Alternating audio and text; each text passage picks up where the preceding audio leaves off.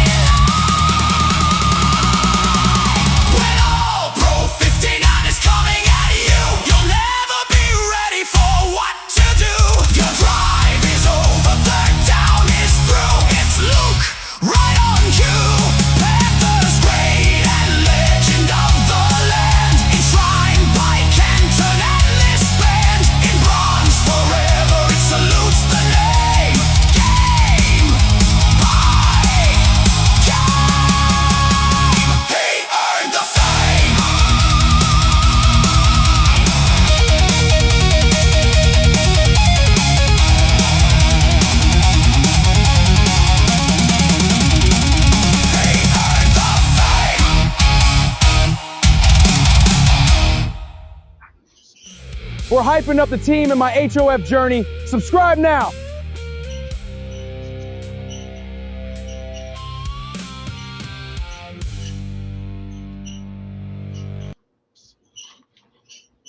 What's up, folks? What's Welcome up? to the Blue and Black Attack Deal With It podcast.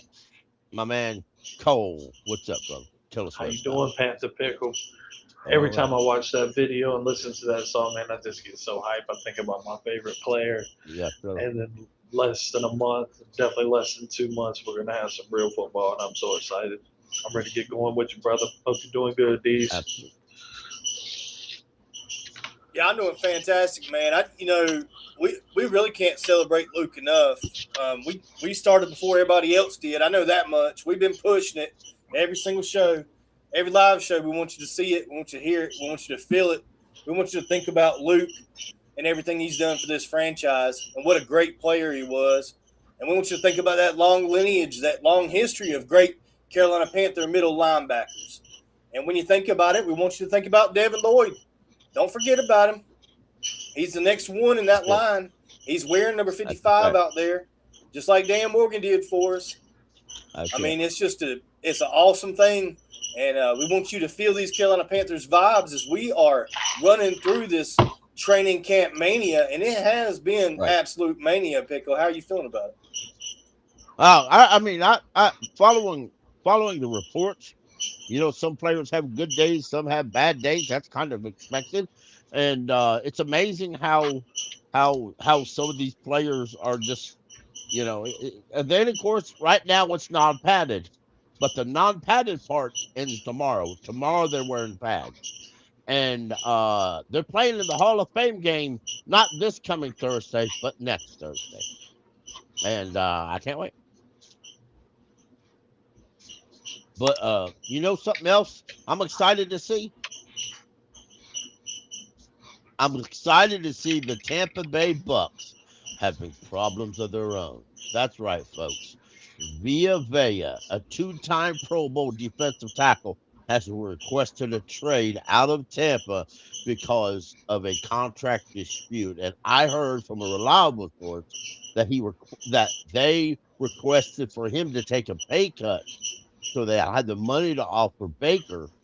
He refused, and now Tampa is expected to lose both Baker Mayfield and Villa. And with Mike Evans already out of the building, can we say bottom feeders Tampa? I think so. I mean, they already lost Mike Evans. I mean, right. That's a huge. I mean, we can't even talk about how big of a blow that is to them. I mean, they lose him on defense too. They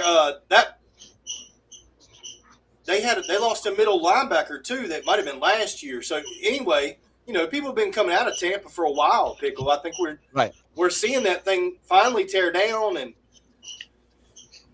I don't think it looked good. And I don't think it looks good for Todd. I think if this plays out like you're saying, and Vita moves on, then probably Todd gets fired at the end of the season, and then Baker gets another new head coach, another new offense, and they'll be probably in the middle of purgatory again, trying to figure out what direction to go.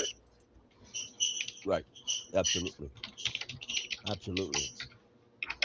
And no, I don't think, folks, for anybody who shoots a question out there, I don't think he's coming here because they don't trade. The NFC South, we don't trade within division. I know some people will say, well, we can pay a division tax. Not in the NFC South. You don't get traded in the division. We don't do that here.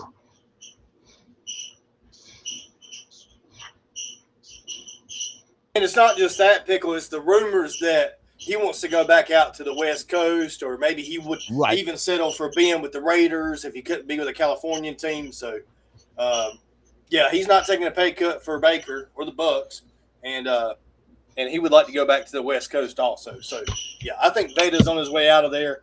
Hopefully, they get a really bad deal for him. Don't get much for him in the trade. That'd be great. Maybe they get like a 5th round pick or something. That'd be cool. I could deal with that. Absolutely.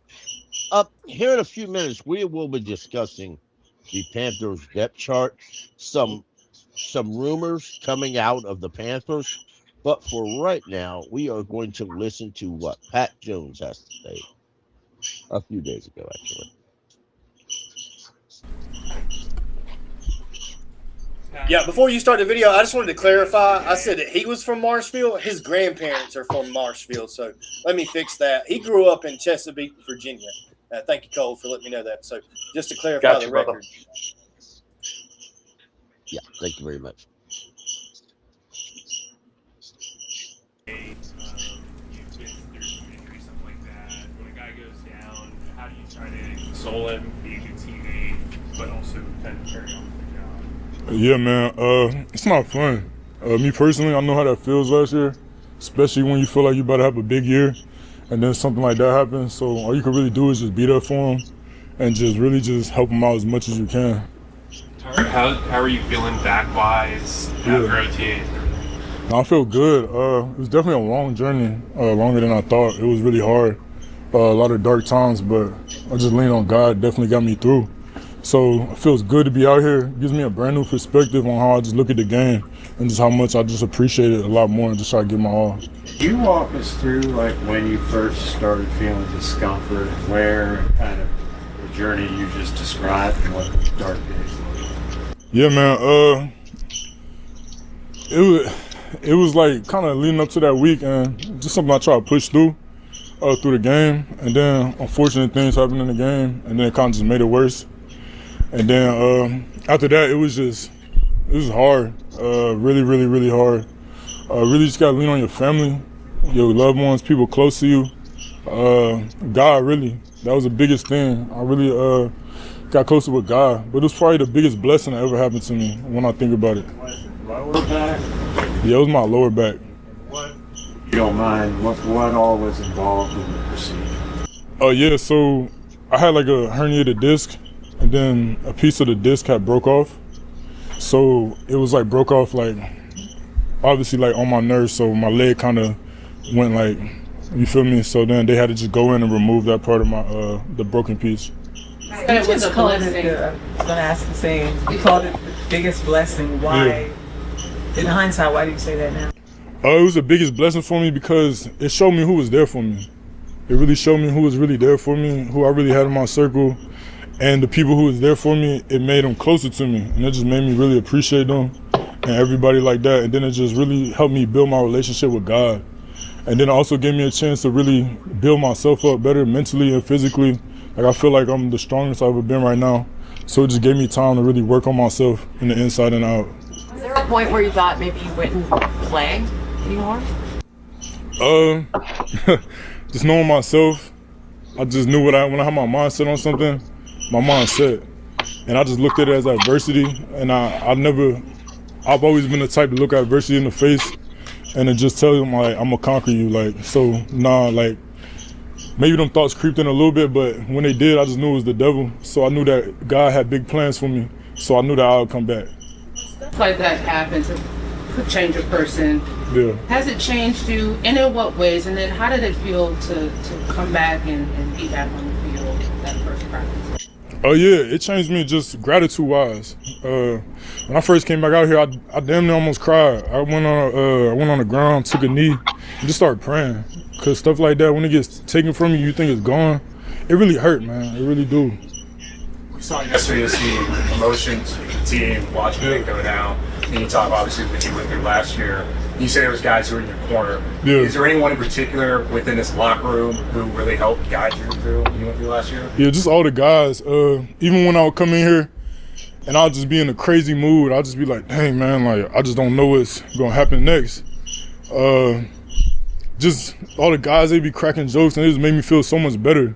And like I just started looking forward to like waking up in the morning and getting up and just coming in here, just being around my team. And it just, like all of them, even Coach AC, all the other coaches, just seeing everybody smiling, it just made me feel better, just lifted up my spirits.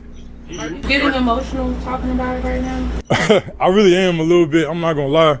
Just cause it's just, like God is so good, like just everything he do. Like he could just Like, you just never know. Like, he could just bring you through whatever, and you lean on him, you're going to be okay. So it's definitely getting me a little emotional for sure. You said to us earlier that it hurt, especially last year, because you felt like you would have a big year. Yeah. What are you hoping to show this year that you thought you were going to show last year?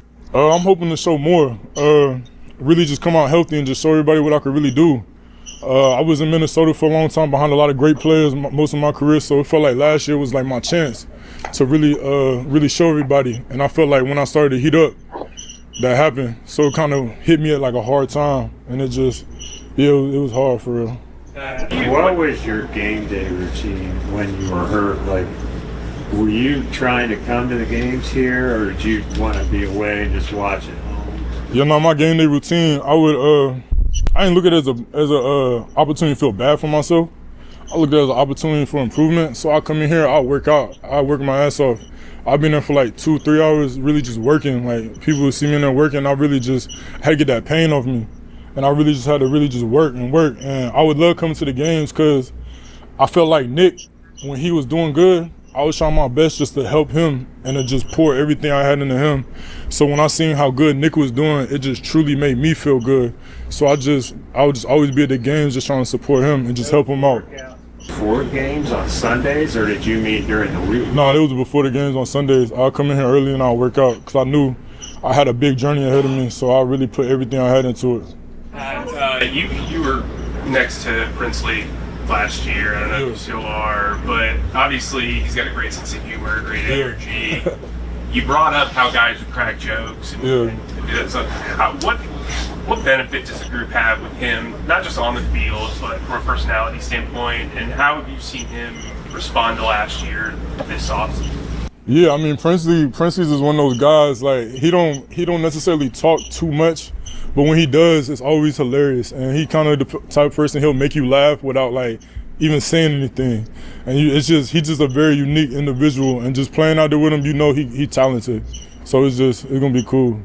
Saw some of your workout videos during the off season. Yeah. Take us through what that was like and the grind that it was physically to get back to New York. Yeah, it was hard. I worked out a lot. I probably work out at least 2 times a day. When I'm really getting it in, I hit 3 workouts a day. But I just knew I had a big journey ahead of me, so I just knew what I had to do, and that's really like all I did. I just dedicated like everything I had to it, because I knew if I didn't, if the moment came, I knew I had to take it. Piggybacking off of that, was there anything particular about your game that you wanted to kind of focus a little bit more on that time off? Yeah, I just wanted to become like, just really fix everything. I had so much time off. It wasn't necessarily just one thing I wanted to focus on. I just wanted to fix everything. I definitely learned a lot. I can say my football IQ is probably the highest it's ever been, just because I literally had to sit back and just watch for a whole year. So I learned like so much. I could go out there and read plays. Most of the plays I could see them before they even happened. Just stuff like that. Pretty close. Yeah. You mentioned, like, you know what he's about to go through. Yeah. You did it. So is there like a piece of advice or one thing you can share with them, maybe above all, from what he's about to go through the next year? Yeah, I actually just talked to him. I told him, I said, bro, you pretty much, this is a time, like, the main thing you got to focus on right now, I told him, I said, this is time you got to take about you. I told him, I said, when you're down right now, you got to take this time about you. You got to make sure your leg get back right. Then you got to build yourself up internally first, and then make sure your mind's right, and then you got to get yourself physically back. And you really just got to lean on God. Do you have any specific personal goals or number of sacks or pressures that you are setting for yourself? I have really big goals. I do. I have really big goals this year because I believe I could do a lot. Just from coming back off my injury and overcoming that adversity, and my mindset, I feel like I could do anything I put my mind to after defeating that. So my goals, I don't really want to put no number on it. Whatever God has for me, God has for me, and I'm going to let God handle that. How much slimmer? Are you slimmer? I did. I worked out a lot. I'm the same weight though. I dropped a lot of body fat and got a chance to just recomp my body. How much does rushing inside kind of help your rhythm in the game, kind of moving around and being able to do that? Because a lot of the guys can't rush outside the inside. I love doing it. I could just find different mix matches. I could really put pressure on those guards when I get off the ball fast. really just get them moving, get them on the island. I feel like it allows me to just go, and you really close it to the quarterback too. For sure. All right, y'all have a good one. Pat. Those were all good things to me, Pickle. Transformational experience. Yep. All of that was music to my ears. It's good to see he's back. I mean, the man basically he described a profound experience by being injured and missing the sport that he loves and not being a part of his team and not being with his teammates. I mean, I don't know what else you wanted to say. He almost broke out in tears. You can hear it at the beginning. He's still pretty wound up about it, and that's totally understandable. Panther Gal, when he got here last year, he signed a 2-year deal, so he's here for this year. But y'all he know plays himself into another contract. Y'all know we were the only podcast screaming, "Let's not sign anybody yet. Let's give these other guys opportunity." I just don't see a better answer, Pickle. That's my whole damn problem. No, there's not. I mean, there's not a better answer. So we got who we got, and I think we'll be just fine. I really do. I do too. You're hungry and you're young. That's right. Can't be doing that. Yeah. I like that relationship that he built with Nick Scorch. Right. That's what I like. Right. I mean, that's yes. You know, me and D-Money always talking about the brotherhood, but it's just another example here that we can point out where that brotherhood is strong within this team in this locker room. And I know from the past, Pickle, that stuff leads to success on the field. It really does, because these guys trust each other in a different way, and they trust each other on the field to make the plays, and they trust each other off field. You know what I mean? To be there for each other. And those kind of conversations, I know that maybe they're not action packed with football highlights and stuff like that, like we all want to watch. Right. But it's still important to the team. It's still important to that growth and that development that we've been looking for, because we keep bringing guys in like Pat Jones, like DJ Wanham, like Hassan Reddick, on and on and on, that we brought in year after year after year, veteran who shows promise, but none of them stick. So maybe with that kind of culture in the locker room between him and Nick, you know, Nick was there for him last year while he was out, and now Pat's going to be there for Nick while he's out this year, vice versa. You know, so that kind of relationship building, Pickle, is probably going to show dividends on the field, if you ask me. You're right. You're not wrong. Deez, I like the fact that not only, because you can definitely hear it after listening to him talk, he has had to rebuild not only his body, but his mind and spirit as well. So it's like a total just reconstruction, like you were touching on a little bit. That's a big deal to just have a season taken away from you like that in the middle of the year. And then you just don't even get to really play the majority of the games on your new team. That's tough. And then sit down and watch everybody play the game you love. So he should come back very hungry. I think he can be very productive, and I hope he is. Yeah. Speaking of some of them hungry guys, y'all, you know who else is hungry? Me. Not Kevin. We're gonna bump his chat off here. There's quite a few on that list, sir. Jacine Reed has been a wide receiver and has been making a crap load of plays today. Now, this gentleman he's 23 years old. He came in last year. He was with Cleveland last year. Then he ended up being in Carolina on their practice squad, where he spent most of last year. But he's making a bunch of plays in camp, a bunch of plays. So much so that there's conversations that maybe this guy, Jimmy Horn Jr., might not make the 53-man roster, which is very probable. But David Moore is also making strides in camp, proving to the fact that he's your veteran guy in the room that you want to keep in there for special teams and whatnot. That being said, that's 6 receivers if you include John Minchie, who's also making some plays in camp. So that tells me they could keep 6 to 7. But David Moore's a guy you can cut, put him on your practice squad, and he ain't going anywhere. John Minchie, you might be able to cut him and put him on your practice squad. Who knows? Uh, um, then you bounce down here. There's not a lot of coming out of training camp, except for Robert Hurt's been banged up a little bit. So Chandler Zavala's been stepping in at right guard, unfortunately. Uh, uh, Monroe's been running up on the right side with Walker on the left side. Uh, You think Zavala makes this team, Pickle? Does he make the 53? I do. I do think so. The initial Because of lack of 53, competition? I agree. because of lack of competition and the injuries on the roster. He is a draft pick. And if you're keeping a bunch of no names, he's already on the roster with the rookie deal. So I'm not very excited about it, but I do think he makes the 53. Just because now I think please go ahead. I was just going to say, I think Brady's your first guy in rotation. He's like your sixth yes, man, your absolutely. swing tackle, all that. I think. Yeah. Now I think he's inside, outside. It doesn't matter. He's going to Right, play it all. right. If somebody goes down. now Chandler may not be active a lot, but here's the scoop. If you've got if you look and you say Freely starts to place your Moten and Walker replaces Icky, you're going to have a then if you activate Brady, Sam, and normally you have two. You could activate Chandler if you needed to, but Stone Forsythe could be activated instead of Chandler Zavala. We'll just have to wait and see. D Money, my friend, how are you doing to this fine day? My dog.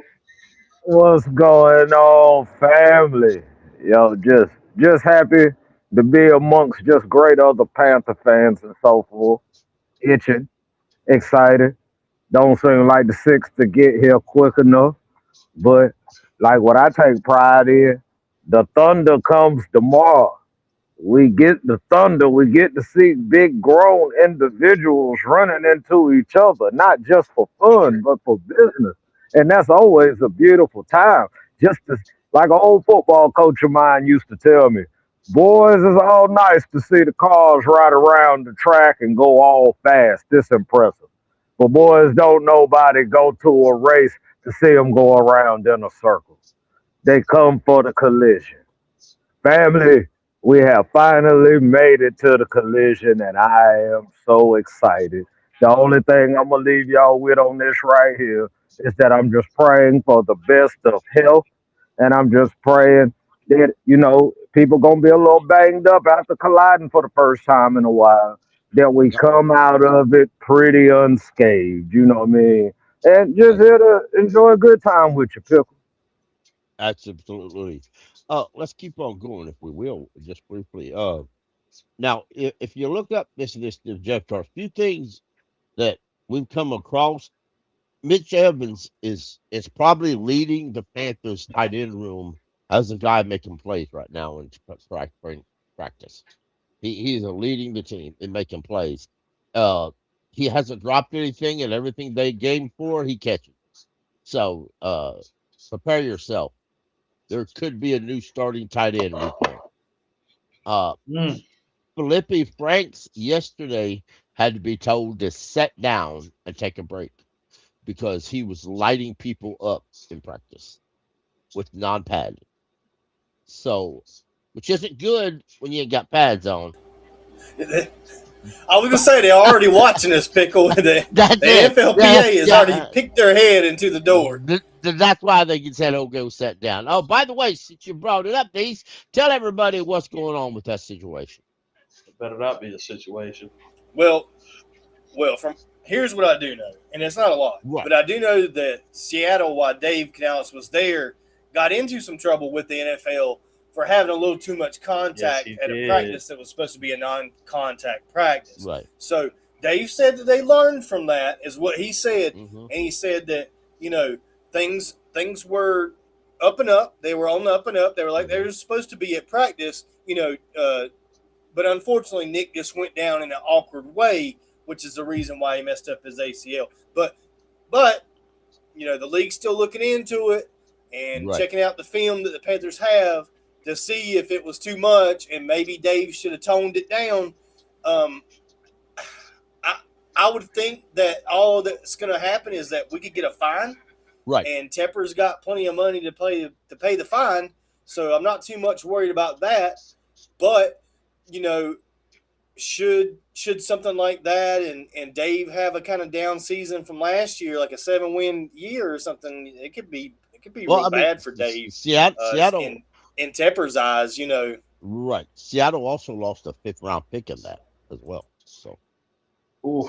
So that was a little more major, yeah. Right. And that would be like what we traded Adam Thielen for. So that would suck. Exactly. So, we don't want to lose any picks. Ain't nothing wrong with a little contract. I get a little personal right quick. I do agree with you, old school wise. Old school wise, there wasn't no such thing as a non-padded practice. No, they did 2-a-days. Right. Johnathan Brooks is excelling right now and has a lot of people questioning not when he takes over, not if he takes over, but when. Now, I believe at some point Johnathan Brooks is going to be the starting running back this year of the Carolina Panthers. Now, that's not saying that he's going to completely override Chuba. You're going to see more of an even split carries, and it's going to be done quietly as an even split carries, as they'll call it. Is that what you were thinking too, Diesel Skills? Yep. A lot of this is really similar to like last year's situation, Pickle, right? Where Rico started to steal carries, then he started to steal starts.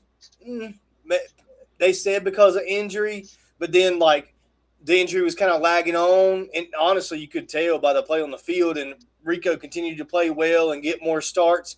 And I mean, I don't see how this year is going to be much different if that's the case, Pickle. If Jonathan's out there really making these big plays and Chuba's struggling to make plays, then it's obvious what's going to happen. We already saw it happen last year. Dave is going to feed the hot hand, and he may do it reluctantly like last year because Chuba is our leader, in the locker room and in a lot of ways. He's the leader of this team. But the guy that's most productive is going to get the carries, and we already know that. I mean, we literally saw it happen last year, and a lot of us were screaming for Rico before Dave actually put him in there. But as the season went on, things kind of died down in the running back room, and nobody was really as effective as they were during the beginning of the season. So hopefully we don't go that route. But I don't think there's a world where Johnathan Brooks can't take the starting job from what we saw last year in the way that Rico performed. If Brooks is playing anywhere near that level or just to a level that's higher than Chuba and it's painfully obvious, Dave's going to make the switch at least as far as playing time is concerned, Pickle. Right. The next thing I want to take up real quick, and then we'll. You better not ask me about that, Pickle. You're right. You better go to the next topic. Yeah. Wow. Yeah, y'all can chime in what you want to. Just jump right on in here. Deep Money, tell us what you think. Well, like after seeing what we went through last year, I think between Dave and Brad anyway, it was just going to be a rotation of backs in the first place. Since Johnathan Brooks is a way better pass catcher than Chuba Hubbard anyway, at times it's going to look like Brooks is being highlighted more because of catches out of backfield and so forth. But I think we're going to get an even dose of both of them. I think Chuba's healthy. I think just between the two of them, because of the relationship they have, I think we're going to have like a poor man smash and dash situation. And I'm not mad at it. Like whoever's the one that's able to catch the advantage that week, feed them the ball. It shouldn't be, it shouldn't be rocket science. We don't have to go to Harvard for it. Whoever's getting the yards, hand them the rock and let the other one compliment them. I think it'll be great for us. I had heard something that I thought was kind of foolish, was they was talking about from the Hall of Fame game all the way through the preseason. We actually have Panther fans who want Johnathan Brooks to play all 4 preseason games with a minimum of 15 carries. And I thought that was absolutely ridiculous. Yeah, we want to get him some work. But if you talking, I'm not trying to give that man 15 carries after what he's went through the last 2 years. No, But there's four different other running backs behind Johnathan Brooks. and that's what I was saying. I mean, like I would like to see him highlighted in 1 or 2 games Right, where he gets a series or two. You know, right, get some of the rust out, get the field back, get hit a couple of times. But as right, far as this feeling like we got to put him out there to see what he's got, if we got to do all that, then we need to go get another running back, in my opinion. But I don't know. It might be people haven't had a chance to really witness Johnathan Brooks, and they're right, fiending to see what this offense looks like with Johnathan Brooks. Maybe I right, could account to that maybe being why they're feeling that way. But I feel like just give him enough to get hit a little bit, feel it a little bit, and let's get ready for the unleash him against the Bears. Like I don't see why we right, got to sit here and try to test how much tread he got on his tires, doggone, in July and August. That's all I right, got. right. Cole, you want to say anything, or you want me to go on? Um, I'll be nice about it. Y'all are right. That's the right thing to do, especially the first game. But in the Right, back of my mind, I just can't help it, Pickle, if Johnathan Brooks were to crib one from 60 yards, 80 yards, 50 yards, hell, right, 40 yards. If he can make an impact quickly on the field and he can show that that hmm leg is healthy and he looks to be one of the best backs in the league and he can take it, like, go ahead and feature it. I'm Hey sorry. Well, Cole. Chuba's that's gonna do his thing and wear the defense down, but if it's 3 and 4 versus a home run hitter, Pickle, I'm right. sorry, I gotta go with the home run hitter every time. I'm gonna say this: if that Joker breaks off a 50 yarder in the preseason, I don't want to see him no more to the Bears game. I'm telling you that right now.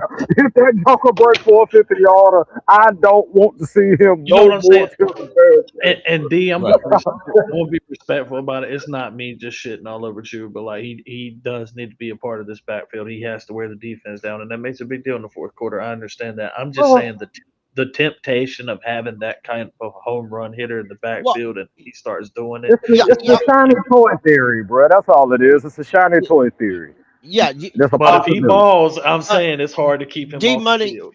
y'all remember we had D'Angelo and Jace too, right? Yeah, We yeah, never absolutely. cared who was starting and who wasn't. No, We never didn't care did. one bit. No, You're gonna somebody have a say bigger Jay Stu talent gap started, we this say time. so, and since D'Angelo walk out or Stu walk out limp a little, we said, D'Angelo take it, we got it, and we never Yeah, cared. And then when they threw in and Mike if Tobin in there, that was just a lot more better. Yeah, I I mean, damn it, that damn starting it, the shit last ain't gonna five mean nothing. years I'm I've looking at been them wanting a numbers. Mike Tobin. I've been right, wanting a big bowling ball that don't move too fast that we can just hand the ball to. I've been wanting one for the right, last 5 years. We right. work good when we got a slow running back, like in the running back room, bro. You're right. Like You're we right. need that. When the powerful Yeah, bowling balls, that's what we need. yes, we It don't need have them, to be and I mean fast, bad. After, but it's late in the fourth quarter. That bowling ball looks fast because everybody else it done wore out by then. Yes, I will throw a screen pass to that bowling ball in the fourth quarter.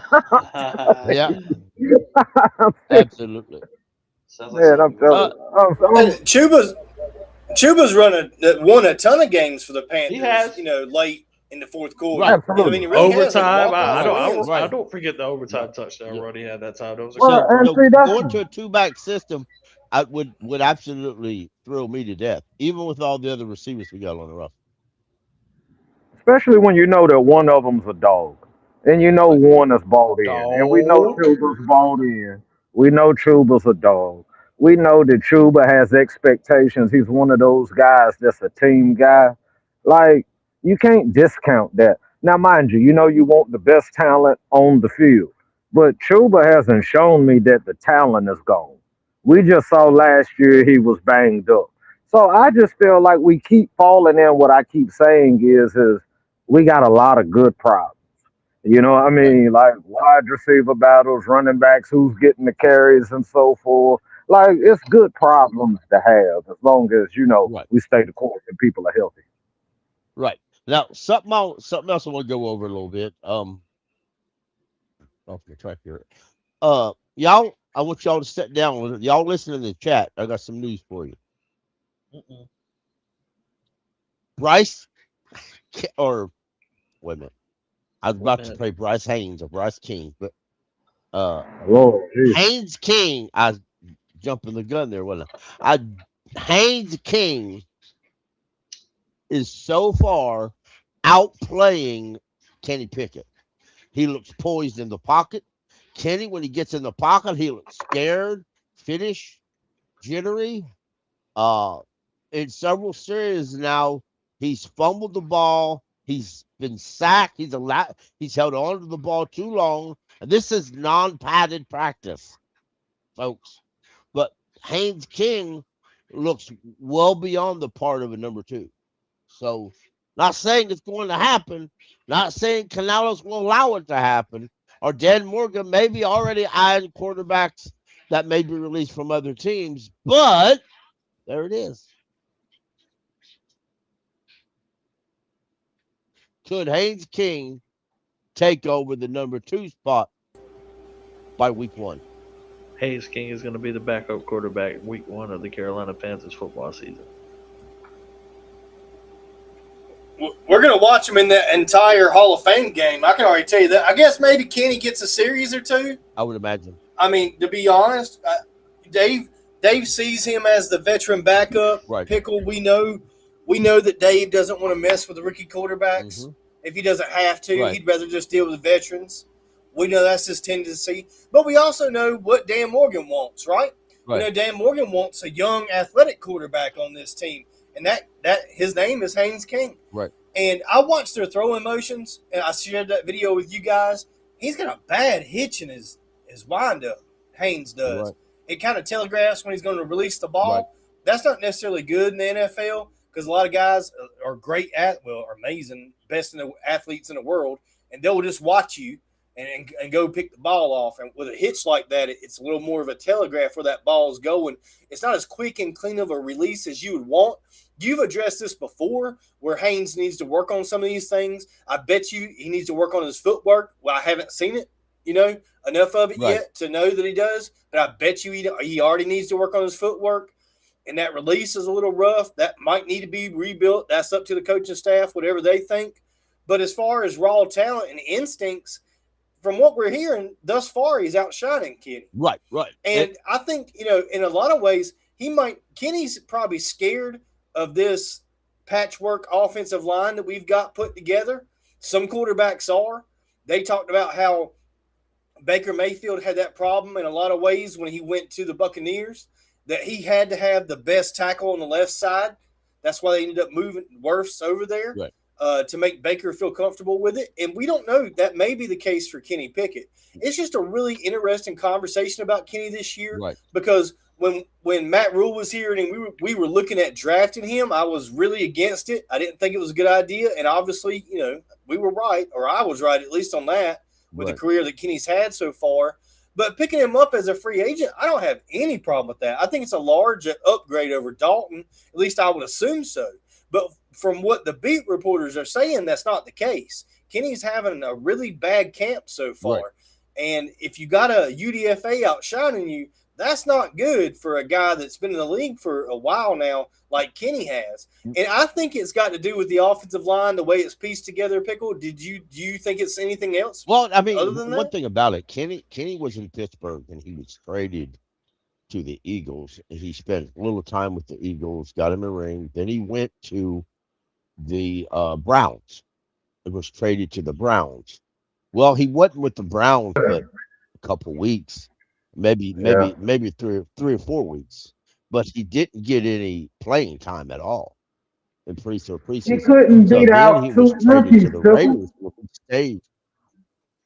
That's what I'm saying. He struggled there and he struggled all the places. So he you know what he feels like a guy that we're talking a little bit, maybe like Sam's early days. Not saying he's going to be a total bust, but here's my point: if an undrafted UDFA looks better Here's the issue. Either Haynes King should have been drafted, or Dan Morgan and Brent Tillis is scourging the free agent lines and other teams, figuring out who may get cut on what team, and would it be easier to trade for that said person instead of waiting to claim them on a cut day to replace Well, I mean, Kenny Pickett. Kenny Pickett's on my bubble, and I try to stay positive. I really do. But I was like these. I wasn't nowhere even remotely high or even in the middle on Pickett when it came to his evaluation during the draft. And to be quite honest, out of anybody that we signed in the all season, that was the one where I was like, man, like even the guys that I don't even know their name, I was more welcoming and receiving to them to Carolina than Kenny Pickett. And I mean, don't get me wrong, I'm not trying to knock nobody. He made it to the NFL. But if you cannot beat out Dylan Gabriel or Shadul Sanders in the situation that the Cleveland Browns had last year, and you couldn't make it work with the Raiders with the situation that they had last year, I just don't have any confidence in the world that coming to Carolina, all of a sudden you gonna find your football mojo. And I hate to sound negative about it. I want everybody to succeed to the best of their abilities and so forth. But I just don't think the fella need to try to find it here in Charlotte. That's all I got with that. That's understandable. And the one thing about Kenny Pickett is his cap number is $4 million. Now, if we cut him, we get $4 million in dead cap with zero savings. Jesus. And that's just how it is in life. He's $4 million, whether he's here or not here. He's getting paid $4 million, and if we cut him, we'll save zero amount of money. So Just sound like Kenny Pickett's production. Zero. yep, Zero. zero. Oh Lord, and that's interesting, D Money too, because we had a season not too long ago where the Carolina Panthers had three different quarterbacks that took a high ankle sprain and missed a few weeks of football, all three of them, and that's been my worry. Not Bryce getting seriously injured, but Bryce taking a minor injury that might hold him out for 4 weeks. What in the world are the Carolina Panthers going to look like with Kenny Pickett in the game for 4 weeks starting for us? And would it be so bad that they would just put Haynes in there? Is that the reality of the situation? If we see a minor injury to Bryce for 4 or 5 weeks, No. could Kenny go in there and actually lose the job to Haynes? I mean, do you think that's possible? No, what we do is we take a 4th-round pick this year, a 5th-round pick next year, send it to the Meadowlands, and we keep Jameis Winston until Bryce feels better. I got a better idea. And I'm not going to be mean about it, but I'm going to be bluntly outright. The Cleveland Browns have 4 quarterbacks on their roster. Now, any quarterback taken away from the Cleveland Browns will feel blessed, because the Cleveland Browns have been a shit show the whole time in their life, and they always will be. I would send it and get a quarterback from them. Jameis Winston ain't coming here. I don't know. Hey, I'd rather have him than Masajo. That's true. But now let me okay. Let me just maybe not Cleveland, another team. There are other quarterbacks available that there could be. There really could be. It's going to be interesting watching these preseason games from other teams and deciding which quarterback is the odd man out on these other teams, and which one, if any, does Dan either trade for or pick up on waiver wire. Be very, very. How do I want to say? A couple were brought up to me today, and I'm gonna hit one up real quick. I meant to look at this earlier, and I didn't. So ain't no better time like the present. I had a gentleman on Twitter today said he would love to have Sam Howell. Now the Cowboys, I don't think is going to cut Sam Howell and only go with 2 quarterbacks on their roster. But they did hire a new quarterbacks coach, assistant quarterbacks coach today. They hired Will Greer as a new coach this week. So yeah, so I don't blame Will for retiring. He wasn't going to get any time here. So right. So do the Panthers have an interest in Sam Howell? Well, I looked it up today, and he's never. While he did spend a year in Seattle, he never worked with Dave Canales or Brad Isaac, but he did work in Seattle for a year, and Brad Isaac and Dave Canales, when Sam was a rookie or a pre-rookie they did intensely work with him, and they were Sam was under the impression that the Seahawks were going to draft him, but the Commanders got to him first. It would be interesting oversight. Well, a lot of people here would like it, Pickle. I mean, he was a Tar Heel, so a lot of Tar Heel fans here in North Carolina would absolutely love for him to be a part of the Panthers. I don't think D-Money is one of them, but he might be. I'm good on that. We can go without that. No, I'm good. Well, here's another option. Right. Go ahead. We'll bring him up in a minute. Go ahead. This is the whole thing about this whole quarterback situation thing for me. Like, I'm praying, and I'm praying with everything in me, and I'm trying to use every booster I can find to pray with, because of the simple fact that my prayer is that Bryce just doesn't go down. Period. Because that would be the best option.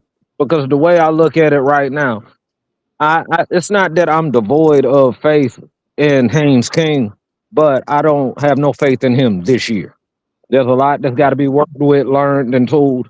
Also, for this year, everything we invested in the defense, the weapons that we brought in, and everything else we did to try to make a real major push this year, we can't just have like somebody that's not up to par to what the vision we got. They might want to do what we want to do, but they just don't have the ability to do it.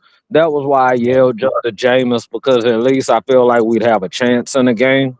But when we really start talking about like the guys that are available, it's concerning. That's why I wasn't really like, when they signed Kenny Pickett and them, I was just like, okay, or whatever. But the whole thing at that moment, when I realized our quarterback room was Bryce Young, Kenny Pickett, Will Greer, and Haynes King, it was just praying that Bryce stay healthy, because one, we didn't believe in Greer. Greer didn't believe in himself. Greer got up out of here. Pickett, don't know too many people believe in Pickett unless their last name is Pickett. And like Haynes King, he's our project. So it's like you said earlier, unless a team is willing to really let go of a guy or have a guy on the block for what we would consider affordable, we've got to pray with everything in us that Bryce just stay the best game. Yeah, I mean, and Bryce does too, D-Money, because, I mean, this is a huge year for Bryce. He can't afford an injury this year. He's trying to get a contract, a big contract with the Panthers as a franchise quarterback. He doesn't need to miss any time. I mean, he really doesn't. And we don't need to be in the situation where we're looking at a guy like Taysom Hill, to come in and win the game for us. He's available, by the way. From what I understand, the Saints didn't sign him. So we go bring in Taysom, play some tight end for us too, or whatever.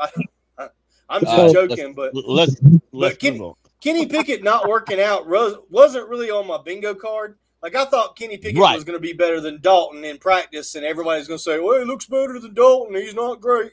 That's what I was expecting. But instead, Kenny's been bad.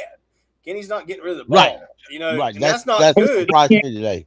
And I didn't think I'd ever say that. Just give me damn Andy back. At least I know what I'm getting from Andy. Right. And that's not. Maybe we can get PJ Walker out of retirement. How about that? To bring him in, he can take Kenny Pickett's job. Joe Webb, if we're gonna go do all that. I mean, Lord Jesus. Hey, I got one for you. It's Pickle, and I know Pickle likes this guy.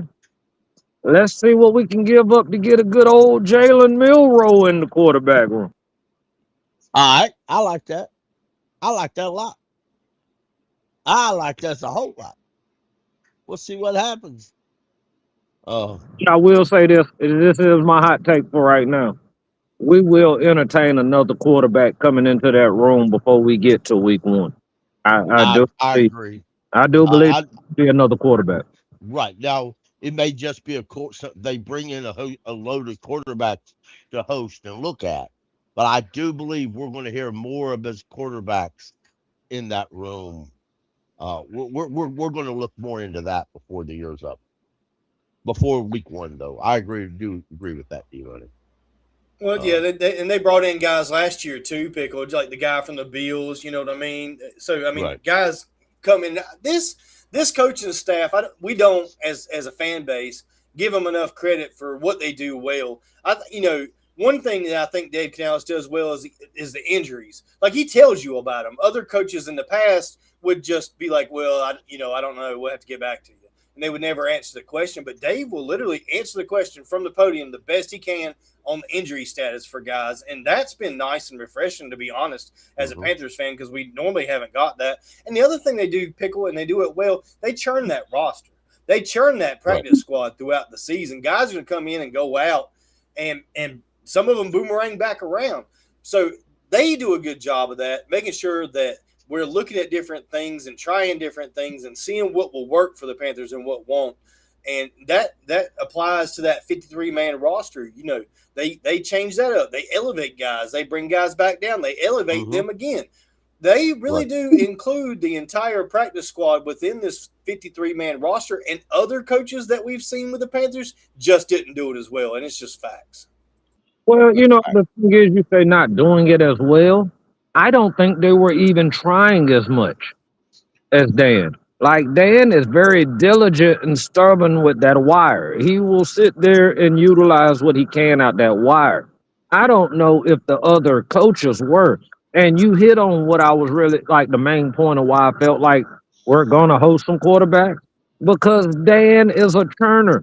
I swear, he churns. He could have been from Utah. As much butter is churned in Utah. He's churning this roster. Like, we found some stuff within the safeties. We found stuff to help out for a week or two in the linebacker room.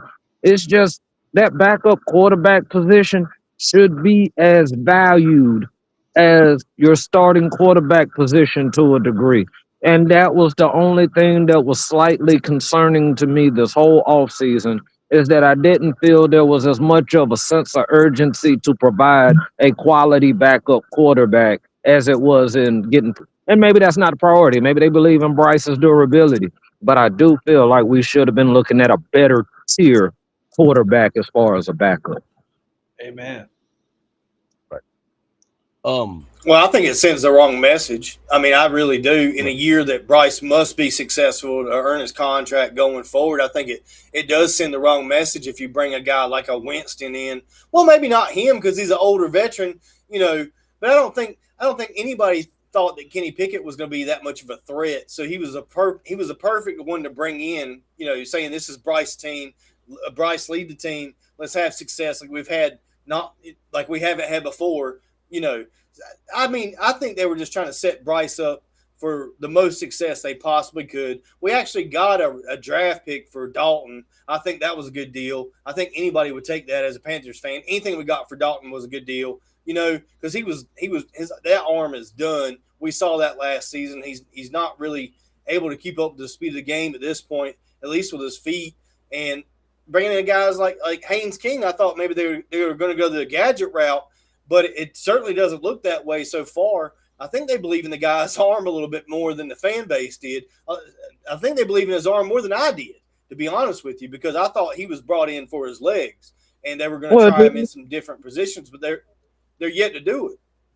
Well, see, that's the thing. That's the misperception with Haynes King. Me being a lover of the ACC, so I end up watching teams that I necessarily wouldn't care to watch if I wasn't an ACC fan. And I saw a lot of Haynes King.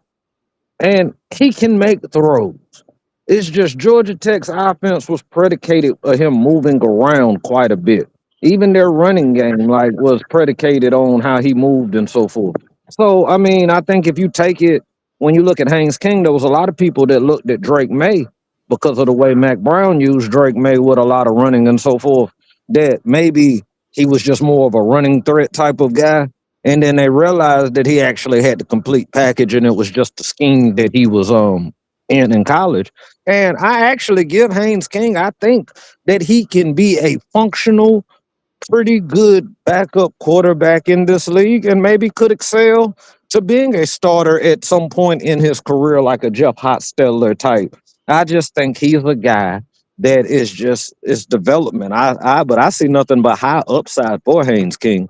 And I just think the first 2 years will be kind of rocky. Rocky for him. It's going to be a lot of ups and downs, but I think that would be with any young player.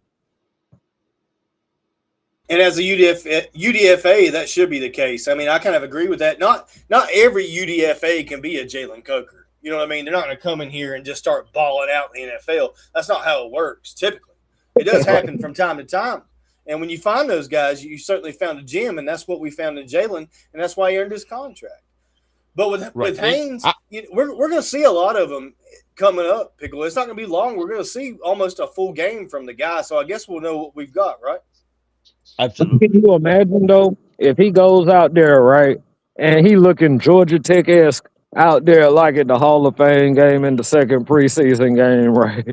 How they gonna pull out the pitchforks and the flames on Kenny Pickett? You're right, and there's going to be some people pull out those on Bryce and swear that Haynes King should start right away. And yeah, I was gonna leave Bryce out of it, ready to light that match. Well, that's just how our fan base is. I called them morons on Twitter today, and I really mean that. There's a great many. So, and I was being nice about it, by the way, too. This is. It sounds like it. I may be calling him a moron, but I'm doing it the nicest way I know how. So, it was a good moron. Yeah, this list is just what I wanted to bring up of the available free agent quarterbacks, so everybody understand that we're not necessarily getting a wide selection of talent here. So I see nobody on that list that I want over the quarterbacks we have on our roster right now. I'd rather have Kenny Pickett than Russell Wilson, man. We talked about this last year. Heading into this because Dave has done quite well with Russell Wilson, and I was just hoping that it'd be anybody. Well, not anybody, but I was hoping it would be somebody else, and so I'm okay with Kenny Pickett compared to Russell Wilson. That's just my opinion. Oh my God! It's okay. We got Hayes. That's our backup quarterback. I ain't even thinking about picking. That made my head hurt. Yeah. I understand. Real quick, we're going to go to defense. And about the only thing on defensive line that I have is that Cam Jackson is being schooled one-on-one by Trisha Wharton on how to handle himself and moves and how to make moves, which moves when. And I thought that was interesting. Even though he's on the injured list, Trisha Wharton's taking his time out to him to help Cam Jackson learn the final kind of tuning up his pass rush moves for when he gets major playing time and helping him out. I really thought that was interesting. So, Pickle, that's another person that I'm really hard on because of his contract situation and what he's put out. But if he can come back and contribute anything for us, especially late in the year, and help us get into the playoffs, I think that'll just ease a lot of pain with his contract and all that. Like, he still has an opportunity to do something here. I hope everybody gives him a chance to be included. Absolutely. Go ahead, Detail Skills. I was going to say, D-Money, that reminds me of the brotherhood that we speak all the time. I mean, we went over it earlier about how Pat Jones has that same relationship with Nick Scorton. And now they're going to reverse those roles this season, where one is the supporter and the other is the guy playing on the field. And we're seeing that same thing within that same defensive line room with Nick not Nick Scorton, Turk Wharton. Man, that's I mean, that's the kind of locker room that the Panthers have been wanting to build for a long time, isn't it, D? I mean, these guys are standing up for each other, throughout their injuries. That's that culture. When everybody's preaching and talking about they want culture, a lot of times people don't even be understanding what they be saying when they be talking about they want a new culture, right? But this is what you want when you're talking culture: upliftment, not leaving your man behind, instructing, teaching. You know what I'm saying? Checking him when you got to check him. He might be a little out of pocket at the time. Being able to check him. All those things right there hold everybody accountable, and that's how you can clean up mistakes and you can make adjustments quicker. When you can acknowledge, okay, look, bro, you're gonna have to drop deeper in that zone, bro, because they're getting it over your head every time. And then you come out that locker room and you humble enough and you don't have that ego and you take them deeper steps back in that zone. And now all of a sudden you've taken away something that was killing you. That's how we get to those points. That's how do we get to these playoff games against the Rams and have a chance. Those are the building blocks and foundations. And I know I don't speak about them as much as I used to, but that was because I'm starting to see the building take shape. But that does not in any form or fashion erase how important the foundation is. And that was getting those guys in. And I thank God and I applaud Dan Morgan and them for bringing in culture type of guys that believe in putting their head down and doing the work, guys that are willing to instruct, guys that understands that if the guy beside me is not up to speed, we can't reach our full potential. Those are the things that help win division championships. Those are the things that help you become back-to-back division champions. Those are the things you add on that, oh, may I dare it? 3-peat, 4-peat, hey, the sky's the limit. But when you got a culture like we're building, hey, there's a lot that we can do, and I respect every bit of it. And that's why I make the statement, if you ain't with us now, you ain't welcome to the parade, because this parade was made off of culture. That's it. I want to answer this question. J Rock's asked, what's up, y'all? What do you guys expect from Princely? What up, J Rock? I expect a stronger rotation with Princely. He's gotten a little bit stronger. He's had off season. He's learned some moves. He can talk. Princely can talk the talk, but so far we haven't seen him walk the walk. And that's what I'm expecting to see him walk the walk. Because last year he told everybody in a few years y'all gonna have to pay me. Well, we waiting, bro. Well, now, Pickle, that ain't completely fair, because he had flashes until he busted them ribs up. Then once them ribs got broken, he kind of lost his space in the rotation and then became a special teams guy. I think if the guy stayed healthy, he done got stronger, he done got bigger. We shouldn't have injury or anything of that nature. I think we're going to really see an impact from that guy. He already has elite speed and agility, in my opinion, for that position. Now you're adding some strength and muscle. And if he can come in healthy, I really think, because he was getting pressures and then the ribs cracked. And that's what I say. I need to see more of that. You just haven't seen it yet. I understand both of y'all. Both of y'all are right with it.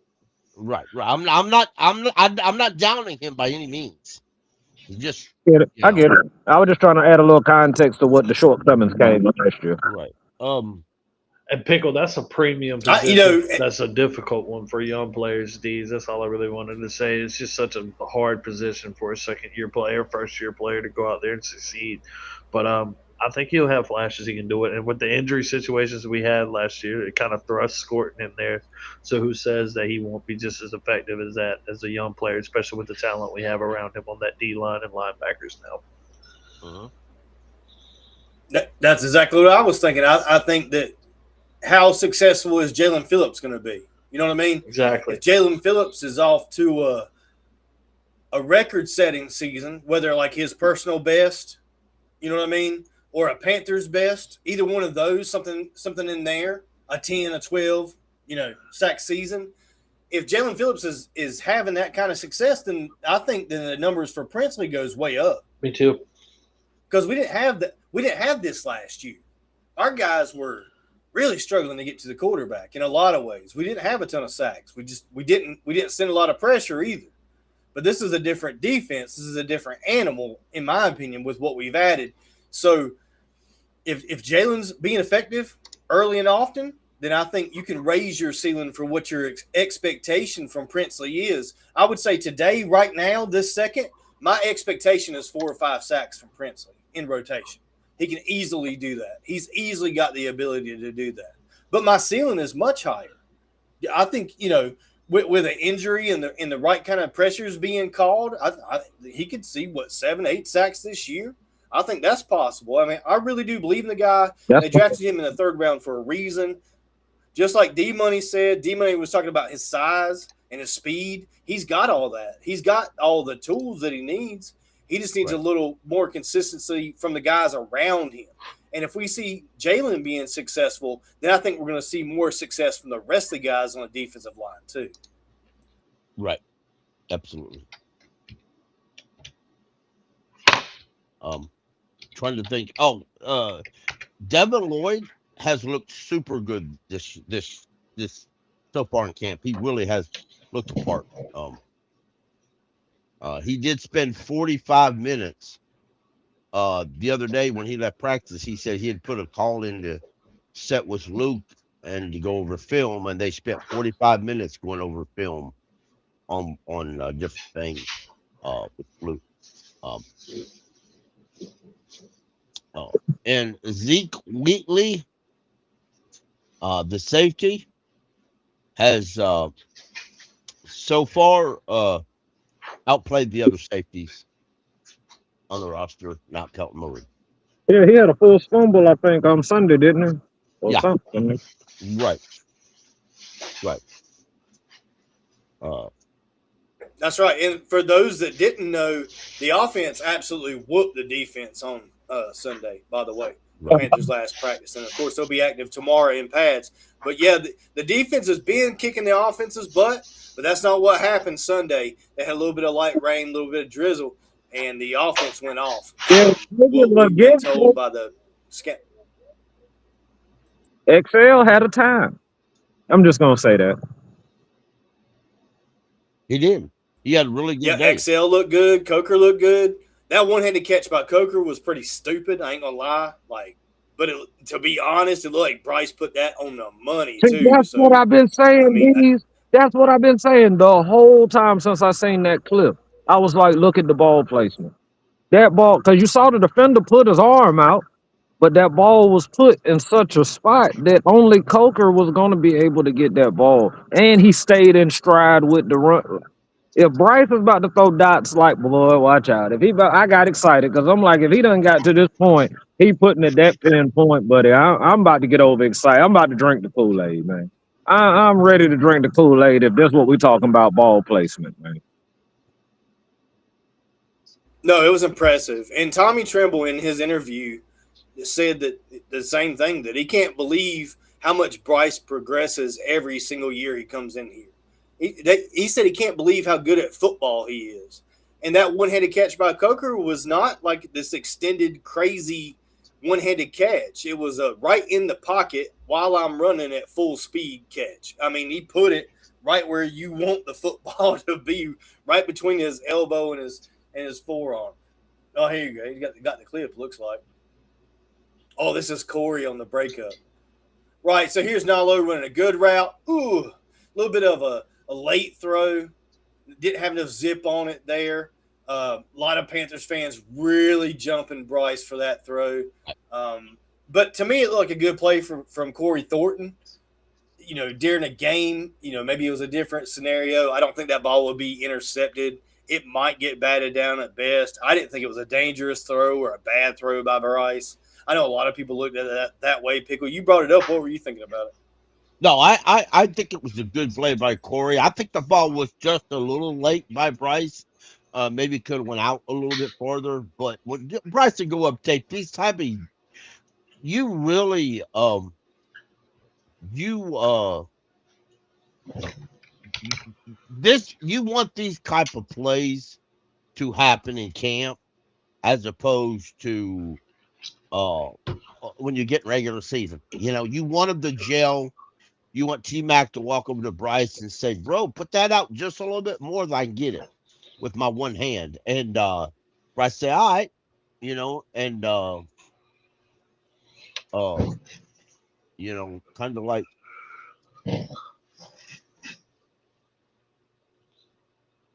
Get rid of that pickle. It was. You want to I saw that cat. see how big the window was? Is literally. No.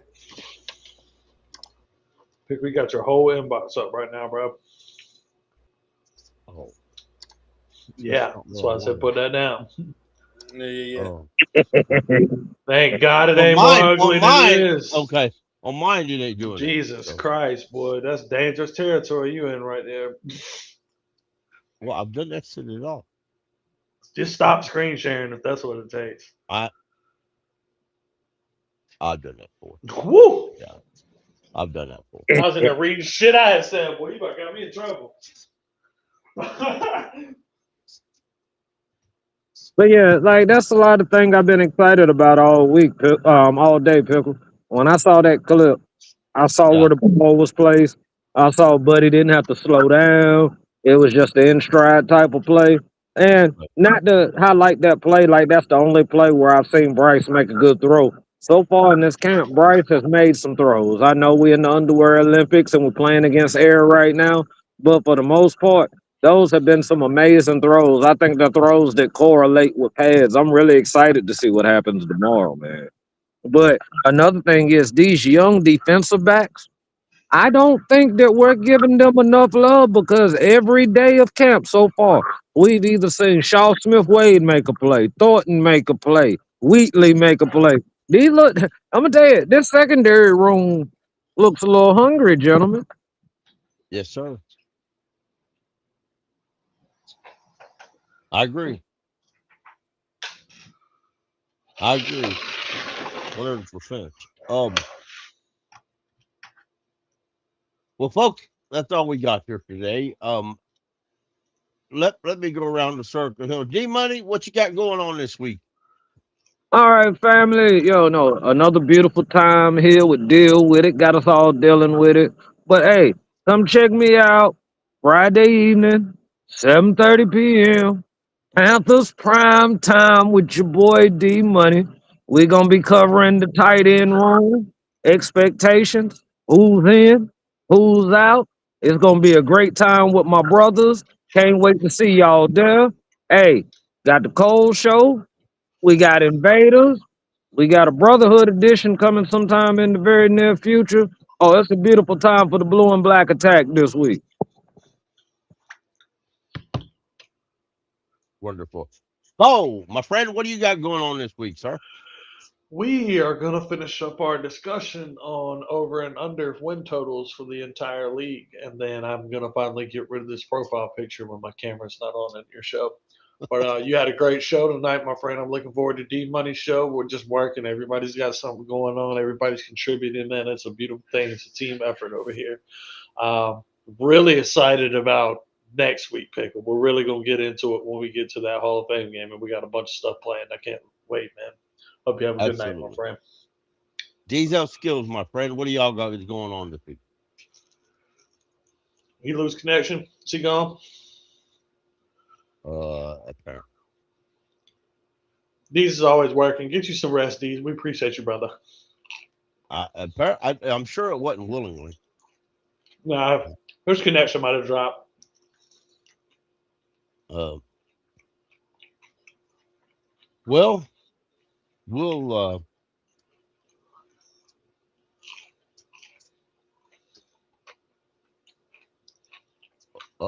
I knew if I waited just a second, he'd come back to it. Hey, hey, my buddy. What's up, buddy? There you go. Say your goodbyes. I think I lost internet or something. I must have had I don't know, some internet must have cut out for a second because I completely dropped. So we're There's all kind of network out? Stuff going down. Yeah, everybody's always said well, their goodbyes. Yeah, what do you got going on this week, sir? Oh, we got a loaded week. We're loaded just like last week. Training Camp Mania continues here on the Blue and Black Attack podcast. We want you guys to be maniacs just like us, cover every single bit of training camp with you. We're going to have a blast. It's going to be all kinds of fun. We're coming back Wednesday with our community post here on YouTube and X, of course. Come talk with us about our community post on Wednesday. Thursday, the Cold Show will be back live. We're going to pick up where we left off with the latest training camp news, along with the continuation of our under-over forecast for NFL teams. So let's talk NFL ball. Let's talk Panthers ball. Let's talk training camp on Thursday. It's going to be a blast. On Friday, we are hanging out with D-Money on Panthers Primetime Live once again on Friday night. D-Money will be talking about this tight end room. What's going on with Tommy Tremble? What's up with Jatavion Sanders? Do they need to have good years? Can they be mediocre? Does it matter to the Panthers? Is it important? I don't know. We're going to talk about it Friday. Along with that, more training camp news, everything going on with these Carolina Panthers. We're going to keep up with all the current topics each day for you guys here at the Blue and Black Attack. Friday, the Invaders episode, Shed the Skin, is going to be out finally. A new Invaders episode for everyone. Make sure you watch it Saturday morning. I think I said Friday by accident. I'm going to say Saturday, but that's just because we got lots and lots going on almost every single day here at the Blue and Black Attack podcast. Panther Pickle, you know what we want people to do. We want them to join us on the charge here at the Blue and Black Attack. Thank you guys for being a part of us tonight. Guys, I want to show y'all this. I want y'all see that? That is our home YouTube page. Y'all go to look at that. You can see a lot that you can get entertained by. A lot. Right? By Jordan, we've got 188 videos. We got more videos than we got subscribers. Let's shout out to the 183 subscribers We're getting there. we do have. We're going to get there. That's it. We got shorts. There's Lindsay. She on vacation. Lindsay on vacation. She'll be back. And then the live, as you can see, the lives here. So y'all, we got all sorts of stuff you can go on and listen to. Talk about. Just jump on there and have fun. Don't forget to like and subscribe. We would still like to have 200 subscribers by before the end of training camp. Keep pounding, y'all. Welcome to the Blue and Black Attack podcast. We're hyping up the team in my HOF journey. Subscribe now.